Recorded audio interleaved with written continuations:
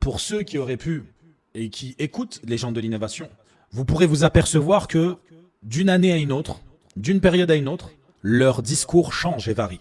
À l'époque, certains imams connus tels que Al-Qardawi ou Ad-Dadou ou d'autres te disaient que la démocratie c'était interdit, que la démocratie c'était un fléau, que c'était de la mécréance, que ça te faisait sortir de l'islam, celui qui mettait en pratique cette croyance. Et aujourd'hui, quand ils ont des gouverneurs qui vont dans leur sens ou quand ils ont un hizb, un groupe qui est en place dans le pays, ils vont te dire il y a certains profits à pratiquer la démocratie. Et que la démocratie, c'est leur voie, c'est leur source. Et c'est de là qu'ils arriveront à s'unir et à se renforcer les uns les autres. Wa'iyadhu billah.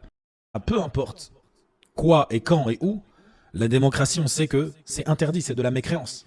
Celui qui la pratique en pensant qu'elle est meilleure que l'islam, c'est de la mécréance.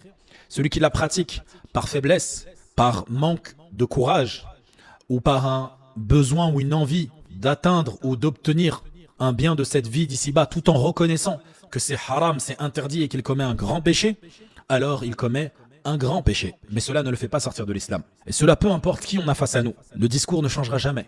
Qu'on apprécie la personne ou qu'on ne l'apprécie pas.